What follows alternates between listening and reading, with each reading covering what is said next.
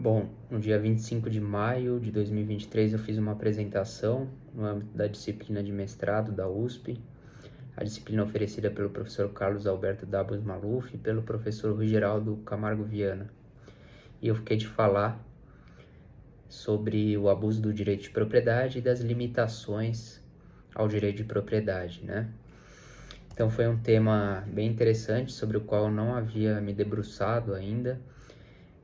Eu utilizei praticamente alguns livros principais para fazer essa apresentação. Então, eu utilizei o livro do professor João Levi, A Vedação ao Abuso do Direito, o livro do professor Carlos Alberto Maluf, lançado em 2005 pela editora Revista dos Tribunais, chamado Limitações ao Direito de Propriedade, de acordo com o Código Civil de 2002 e com o Estatuto da Cidade. Utilizei também o livro do professor Bruno Miragem, Abuso de Direito, publicado pela editora RT no ano de 2013. Utilizei um pouco do tomo 13 do Tratado de Direito Privado do professor Pons de Miranda, Silvio Rodrigues e também um livro do professor Roberto Rosas, publicado pela Malheiros em 2011, chamado Do Abuso de Direito ao Abuso de Poder.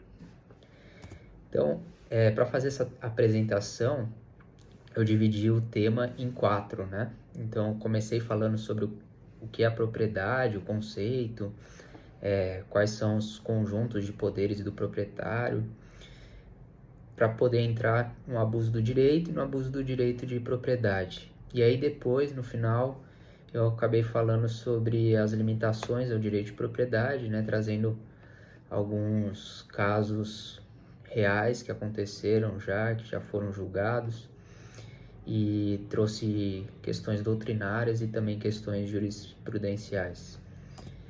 Bom, para iniciar, né, eu comecei a pesquisar sobre a etimologia da palavra propriedade e vi que vem do latim proprietas, que significa aquilo que é próprio, qualidade inerente aos seres.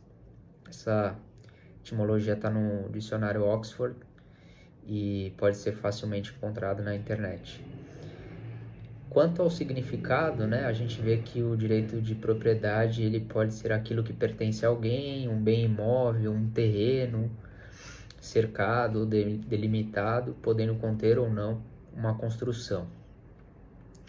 E a gente vê que a propriedade, né, ela é inerente ao ser humano. Todo homem tem um desejo de ser proprietário. Isso é uma vontade inerente ao ser humano para estabelecer a sua posse em relação a determinado imóvel, para poder ser dono de um imóvel para abrigar sua família, para produzir riquezas, enfim, isso é uma qualidade inerente ao ser humano. O ser humano busca ser proprietário de terrenos, de imóveis, enfim, faz parte da atividade humana essa busca. Bom, e aí a gente vê a evolução do direito de propriedade, né, desde do direito romano até o direito atual, né? Então, no direito romano a gente tinha uma propriedade com vários significados, né? Não era o significado que a gente tem atualmente. Então, a propriedade ela tinha origem mais familiar, né, na questão da estabilidade do patrimônio familiar, e era um conjunto, né, de coisas que o proprietário tinha, não só a propriedade imóvel, mas os bens móveis que guarneciam essa propriedade, os escravos, os animais. Era chamada municipácio, né, que era uma propriedade que abrangia uma série de coisas. E ela era reservada estritamente e exclusivamente ao cidadão romano. Então, o cidadão estrangeiro ele não tinha o direito de propriedade nessa época. Muitas vezes essa propriedade era tributada pelo Estado, principalmente quando ela era capturada de estrangeiros. E aí a gente vê a evolução do direito de propriedade, né?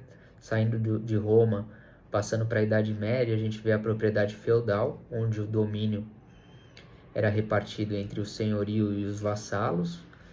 Então havia uma divisão entre propriedade e uso, né? O senhorio, o suzerano, né? Ele tinha o domínio dessa propriedade, mas ele transferia o uso dessa propriedade para os vassalos que tinham que pagar um foro aos fidalgos, aos suzeranos, né, aos senhores da terra. Depois a gente vê essa propriedade já saindo da Idade Média, entrando ali na Idade Moderna. A gente vê principalmente uma reação da burguesia a esse sistema feudal, e a gente vê a eliminação do pagamento de foro, né? E a gente vê a propriedade se tornando algo mais palpável, mais parecido com o que a gente tem hoje em dia. E aí fica bem interessante a definição que o Código Napoleônico traz, né, no seu artigo 544, que a propriedade é o direito de desfrutar e dispor das coisas de maneira absoluta, desde que não sejam usadas de maneira proibida por leis ou regulamentos. A gente já vê um caráter absoluto do direito de propriedade com a intenção de proteger o indivíduo mesmo. E hoje em dia, na atual idade contemporânea, a gente vê que a propriedade ainda é um direito individual, absoluto, mas que ela tem alguns limites, né? Ela tem uma função social, né? Existem limites para a utilização dessa coisa. Então a gente vê que hoje em dia a propriedade é a espinha dorsal do direito privado, e a maioria das disputas que o homem tem, na maioria das vezes, se refere a disputas sobre bens. Então a gente vê o conceito de direito de propriedade como aquele direito que vincula e submete a coisa ao poder absoluto de nossa vontade. E a sua natureza jurídica seria a natureza jurídica de direito absoluto, exclusivo e perpétuo. A gente tem basicamente 3 faculdades, né, inerentes à propriedade, que é a faculdade de usar, fruir e dispor, também chamada de uso tendi, fruendi e abutendi. O que seria a faculdade de usar, né? Seria a possibilidade de usar a coisa de acordo com a vontade do proprietário e a de excluir estranhos desse uso, né? Então o proprietário tem esse direito e ele pode excluir terceiros de utilizar essa coisa. Afinal, ele é o proprietário. E ele também tem a faculdade de servir essa coisa sem modificação da substância do direito, né? Então essa é uma caracterização bastante interessante da faculdade de usar. E aí a gente vê a questão do abuso do direito, né? Que é quando o proprietário utiliza essa faculdade de maneira excessiva. Então, a palavra abuso vem do latim abusus, que significa uso excessivo de algo. Até Montesquieu fala que todo homem que detém o poder acaba sendo tentado a abusar dele, né? Então, quando você tem um direito e você tem um conjunto de poderes, você pode utilizar isso de maneira equânime, justa e normal, mas você também pode acabar excedendo, né? Você pode ser tentado a exceder esse poder e acaba prejudicando uma terceira pessoa. E a gente vê durante a história também a vedação em relação ao abuso do direito, né? Já em Roma, a gente vê nas Institutas de Gaio que ele falava male enim nostri iuri uti non debemos, pois não devemos exercer mal nosso direito. Evidentemente que naquela época ele fazia uma referência aos proprietários que maltratavam seus escravos, mas já é um germe, né, da questão da proibição do abuso do direito. Aí na Idade Média a gente já vê o início da teoria da emulatio, que é a intenção de utilizar a propriedade de maneira maliciosa, prejudicando terceiros. E na idade moderna, né, a gente já vê uma submissão das pessoas às leis, né? Então, embora exista o direito de propriedade, ele tem que ser exercido de maneira legal, não pode ser exercido de maneira contrária às leis. Bom, O Código Civil de 1916 ele não tratava do abuso do direito, né? Ele tratava dos atos ilícitos e do que não constituía ato ilícito. Então, no artigo 160, inciso 1, dispõe o seguinte: não constituem atos ilícitos os praticados em legítima defesa ou no exercício regular de um direito reconhecido. Então, a gente tinha uma interpretação doutrinária contrário senso para configurar o abuso de direito. Então, se não constituir ato ilícito aquele exercido de maneira regular, obviamente aquele ato que era excessivo ou era abusivo, ele não era admitido. Então, logicamente, ele era um ato ilícito. Então, havia, embora o Código Civil de 1916 não se referisse expressamente ao abuso de direito, havia sim a teoria do abuso de direito por parte de uma interpretação a contrário senso desse artigo 160, inciso 1, pela doutrina. E o Código Civil ele teve uma inovação, né? O Código Civil de 2002, que ele trouxe o abuso de direito no artigo 187, dispondo o seguinte: também comete ato ilícito o titular de um direito que, ao exercê-lo, excede manifestamente os limites impostos pelo seu fim econômico ou social ou pela boa-fé e pelos bons costumes. A professora Judite Martins Costa vai falar que essa é uma cláusula geral, que ela tem uma linguagem aberta e que cabe ao juiz preencher essa norma diante dos casos concretos que se apresentam na realidade.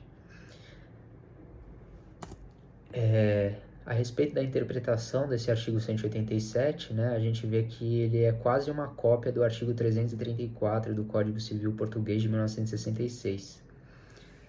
Né? Ele também é inspirado no Código Civil Alemão, nos parágrafos 226 e 826 do BGB, relativo ao exercício inadmissível de direitos e à responsabilização pelo exercício contrário aos bons costumes. O professor Bruno Miragem vai dizer que esse artigo 187, ele coloca uma ilicitude objetiva, porque não precisa se provar a culpa do proprietário para configurar a teoria do abuso do direito de propriedade. Aí a doutrina vai perguntar se esse artigo 187 trata de uma categoria jurídica autônoma ou se ela seria uma espécie de ato ilícito, né? Então, existe uma divergência doutrinária. Particularmente, eu entendo que é uma categoria jurídica autônoma porque ele está apartado do artigo 186, que dispõe sobre os atos ilícitos. O professor Bruno Miragem vai falar que esse artigo 187, na verdade, ele não se refere só ao abuso de direito, mas também ao abuso do exercício das prerrogativas jurídicas. Então, vai desde direitos subjetivos, posições jurídicas, direitos potestativos, faculdades, enfim, existe uma gama de prerrogativas jurídicas que também se aplicam esse artigo 187. E trata, sobretudo, da proteção da confiança, né? A confiança relacional, quando você está se relacionando com outra pessoa, e a confiança no sistema jurídico, né? A confiança protegida pelas leis, né? Pelas normas e a finalidade dessas normas, né? Você tem que sempre estar utilizando o seu direito de maneira fiel, tanto a outra pessoa com quem você está se relacionando, quanto ao sistema de valores que existem no ordenamento jurídico. E quais seriam as consequências pela violação dessa norma, né? O professor Bruno Miragem vai falar que existe o dever de indenizar, pode configurar também a invalidade do ato abusivo, a sua ineficácia, pode até ocorrer a não aplicação de uma norma jurídica em favor do titular do direito. A gente vê isso muito no âmbito do processo civil, em que as pessoas abusam do direito de recorrer, então acaba tendo diversas sanções a quem utiliza o direito de maneira abusiva. E a gente vê que esse artigo 187 ele tem uma eficácia para além do Código Civil, né? Principalmente no âmbito das relações de consumo. A gente vê que esse artigo 187 ele se aplica inclusive para os direitos fundamentais que estão ali no artigo 5º da Constituição. Liberdade, propriedade, livre manifestação do pensamento. Essa teoria do abuso de direito ela pode ser aplicada não só nas relações privadas, mas também no âmbito das liberdades individuais e das liberdades públicas, né? Ela pode se espraiar, inclusive, para inúmeras áreas do direito, direito ambiental, direito urbanístico, direito administrativo, enfim, é uma teoria que ela tem bastante aplicação em inúmeros campos do direito e é uma teoria muito ampla. E quando a gente fala do abuso do direito de propriedade em si, o que é? Nada mais é do que a densificação do uso da propriedade, causando perturbações em outras pessoas, né? Então, por ser a propriedade um conjunto de poderes sobre a coisa, logicamente ela vai sempre vai gerar algum tipo de conflito, né? Porque quando você é proprietário de uma coisa, você está numa relação de concorrência com as outras pessoas. Então, a situação mais comum são os conflitos de vizinhança, né? E aí, a doutrina vai separar, né? Duas teorias que caracterizam o abuso do direito de propriedade, né? A teoria objetiva, que ela vem falar que o que qualifica o abuso é o aspecto objetivo do ato, trazendo essa ideia de antissocialidade, que é aquele ato que é antissocial, né? Que ele é utilizado estritamente de uma maneira individual, prejudicando terceiros. E tem a teoria subjetiva, que vem falar que a caracterização do abuso do direito de propriedade, ela só se configura quando há o intuito de prejudicar terceiro, né? Que é essa intenção maliciosa, né? Que já existe desde a Idade Média. Bom, existem inúmeros casos e exemplos, né, do abuso do direito de propriedade. A gente vê um caso interessante trazido por Clément Bayard, que é o proprietário de um imóvel, né, que ele instala pontas pontiagudas para impedir o pouso do dirigível de um proprietário de um terreno vizinho. A gente vê essa propriedade sendo utilizada com o intuito de meramente prejudicar o proprietário do imóvel vizinho para que ele não pouse o seu dirigível no terreno. A gente vê, por exemplo, também um exemplo trazido pela doutrina do médico que tem um aparelho de diatermia, que é um aparelho utilizado principalmente para uso fisioterapêutico, e esse aparelho emite ondas. E aí um proprietário vizinho, né, que tem uma loja que vende rádios, acaba sendo afetado pelas ondas desse aparelho e os rádios acabam sendo afetados e não funcionam mais. Então, por mais que o médico tenha o interesse de utilizar aqueles aparelhos que são seus, são da sua propriedade, ele acaba prejudicando o negócio do seu vizinho. Aí também tem abuso do direito de propriedade quando o condômino utiliza a sua vaga de forma a prejudicar o vizinho, colocando um carro muito grande ou estacionando de maneira transversal, impedindo que o proprietário vizinho consiga estacionar seu carro. A gente tem os proprietários de animais silvestres que acabam expondo o vizinho a um risco de segurança. Enfim, existem inúmeros exemplos trazidos pela doutrina, né, que se referem ao abuso do direito de propriedade. Quanto às limitações da propriedade, elas podem ser com base na lei ou na vontade da pessoa, né? E elas restringem alguns dos poderes inerentes ao proprietário. O professor Carlos Alberto Maluf vai falar que elas são adaptações da propriedade privada às finalidades públicas. E existem casos históricos, né? A gente vê desde o direito romano essas limitações à propriedade, onde se havia uma limitação aos tamanhos das fontes, se havia limitações relativas às construções padronizadas. Então, muitos proprietários não podiam retirar o mármore do imóvel para não desvalorizar o patrimônio. isso tudo já indicava, né, um uso da propriedade para o bem comum.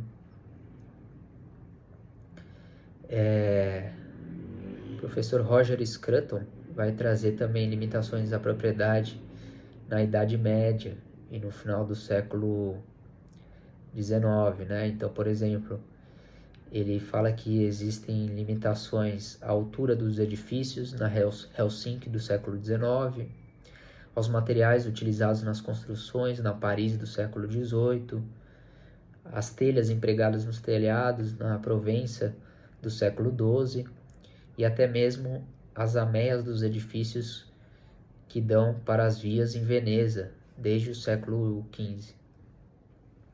A gente vê inúmeras limitações à propriedade e casos históricos de limitações à propriedade.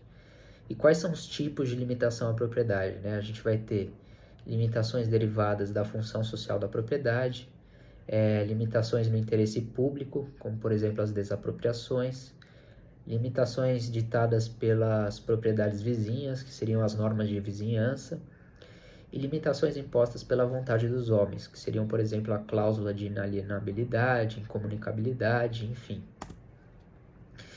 E o delineamento da propriedade no Código Civil está ali no artigo 1228 caput e seus parágrafos, né? No caput vai falar que a propriedade é o conjunto de faculdades de usar, gozar, dispor e reaver a propriedade. No parágrafo 1º vai colocar que a propriedade tem uma finalidade econômica e social, também com o intuito de preservar o meio ambiente. No parágrafo 2º a gente vai ter uma proibição dos atos que não trazem comodidade ou utilidade. E no parágrafo 3º a gente vai ver a desapropriação relativa à utilidade pública ou interesse social. E existem limitações no Código Civil, como por exemplo as limitações de uso do solo e do espaço aéreo, as limitações relativas a direitos e deveres decorrentes do condomínio e as servidões civis e administrativas. E a gente também tem limitações à propriedade em leis especiais, como por exemplo a Lei 6.938 de 81, que traz a Política Nacional do Meio Ambiente, o Decreto-Lei 25 de 1937, que traz a questão do tombamento do patrimônio histórico, cultural ou artístico. Enfim, a gente vê inúmeras limitações em leis especiais, na lei de locação de imóveis urbanos, no Estatuto da Cidade, enfim, existem vários tipos de limitação, não só no Código Civil, mas fora dele também. E aí eu trouxe para destacar os direitos de vizinhança, né? Quando o proprietário utiliza o seu imóvel de uma forma anormal, né? Então a gente tem limitações de ordem pública que estão ali no Código Civil, no artigo 1277 a 1281, e também no Estatuto da Cidade. Basicamente a ideia é que as limitações elas vão de encontro à segurança, ao sossego e à saúde dos vizinhos.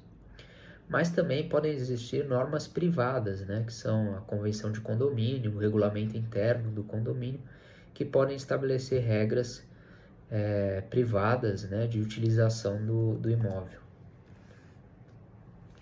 Bom, para concluir, a gente vê que tanto o abuso do direito de propriedade quanto as limitações da propriedade, eles têm uma finalidade de conter, né, o direito do proprietário e condicionar esse uso do direito de propriedade a uma finalidade que seja benéfica não só ao proprietário, mas também à coletividade, né? Desde questões que perpassam ao meio ambiente, ao patrimônio cultural, artístico, às regras de padronização da cidade, ao uso do imóvel no âmbito da vizinhança, no âmbito do seu bairro.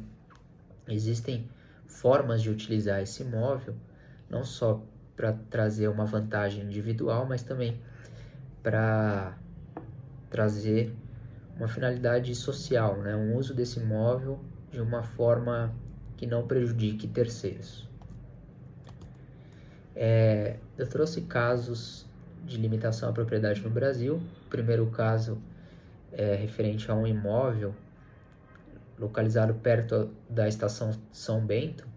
Então, o que aconteceu, né? O metrô de São Paulo ele construiu a estação São Bento, ele teve que desapropriar alguns imóveis e o proprietário do imóvel vizinho da estação São Bento, ele foi proibido de construir edifício com mais de um pavimento, porque esse edifício não poderia ser tão pesado, porque caso contrário ele poderia ter um risco de desabamento, porque foram feitas escavações ali para construir o metrô, e esse imóvel não poderia ser tão pesado a ponto de ceder. Então o metrô acabou impondo uma limitação, né, ao proprietário vizinho da estação, e foi declarado uma área não edificante, né, relativa à proibição do vizinho de construir um imóvel com mais de um pavimento, com mais de um andar.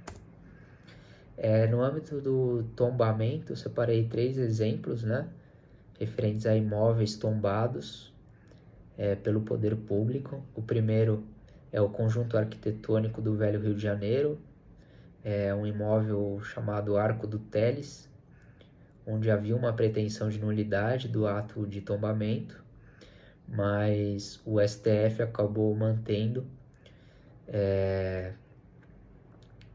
o ato de tombamento porque foi considerado que esse edifício tinha um conjunto arquitetônico que preservava a história do centro do Rio de Janeiro, né? Um conjunto arquitetônico histórico que preservava principalmente a sua fachada, a fachada do imóvel, ela representava um patrimônio histórico da cidade do Rio de Janeiro.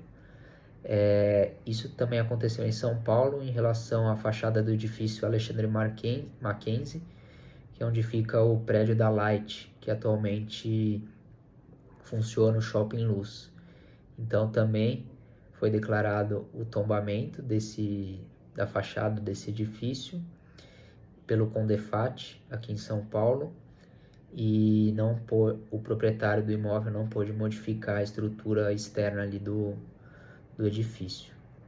E em Minas Gerais a gente vê um terreno, né, na verdade uma área natural, né, chamada Pico do Itabirito, que é uma área lá de Minas Gerais que tem uma paisagem, né, que representa bem aquela região, e ali havia uma discussão se o proprietário poderia instalar uma mineradora dentro desse pico. E aí não foi admitida essa atividade pelo proprietário, porque poderia descaracterizar a paisagem natural que era tão importante para preservar a cultura, né, e a própria memória referente a essa propriedade. Então, com isso, praticamente quis trazer aí os principais pontos que foram apresentados nesse seminário. Espero que vocês tenham gostado, e caso tenham dúvidas, eu fico à disposição em relação a esse tema, que eu achei bastante interessante, bastante amplo e com várias aplicações práticas. Obrigado e até a próxima.